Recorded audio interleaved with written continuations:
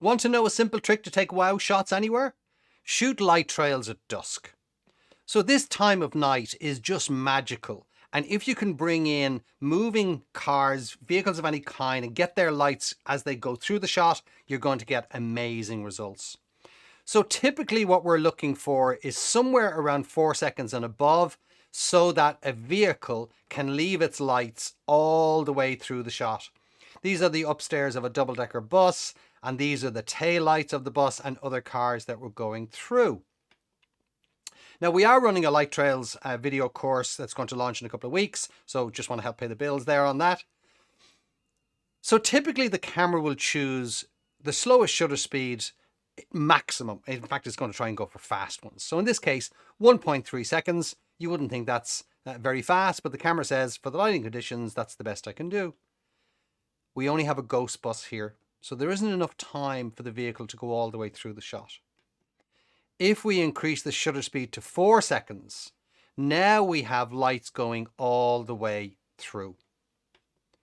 So in this case here, 6 seconds. Again, I always love to get sort of double-decker buses, high buses, trucks that leave lights and taillights high up in the sky, and also getting just the taillights from the ordinary cars and going through, including headlights coming the other way as well.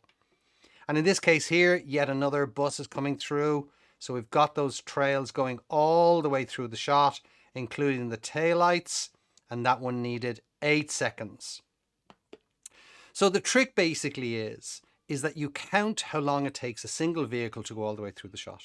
So wide shots, deep shots are going to be longer, and if you've got just a small space, they'll be a shorter shutter speed. So basically count 1, 1,000, 2, 2,000, 3, 2,000, 4, 2, and then once you get that, start using those kinds of shutter speeds.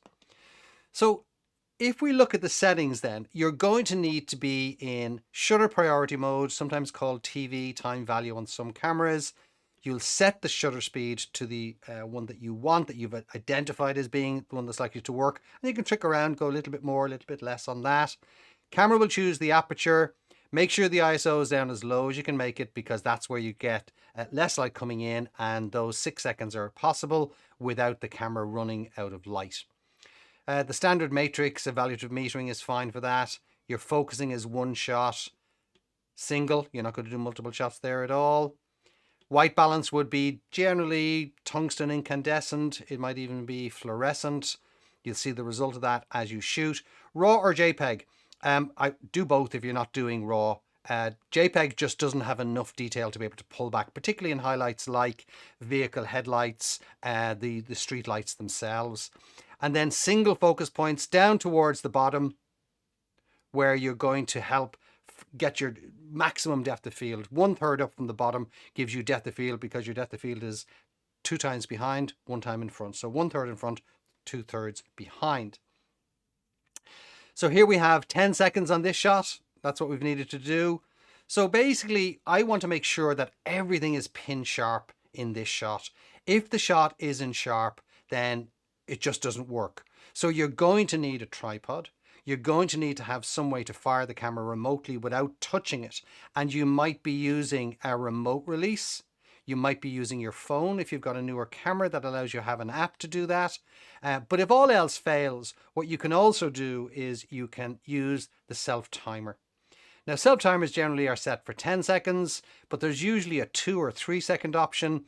And the reason for that is that 10 seconds is enough for the camera to lose the shot, right? So by the time the shot's taken, the vehicle has left the building. It's just gone. So 2 seconds is definitely better, but there's no two ways about it. Some sort of remote release, a cable, or using your phone is ideal for this.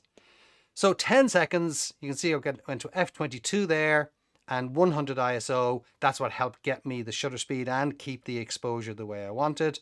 And by the way, when you go down to like f22 or so, that's where you get these starbursts, or the bursts on the lights themselves. And then in this case, as I mentioned, when you have depth, so I've got these cars going all the way through on the highway. I've got the taillights going all the way through on the highway, and I needed 15 seconds to be able to get that. F18 is what the camera chose, and I kept it down at 100 ISO to help make sure I didn't run out of light. So that's a simple trick to take wow shots anywhere, whether you're in a small town or a big city, on vacation or just living at home. Shoot light trails at dusk. If you have any questions, just pop them in the comments.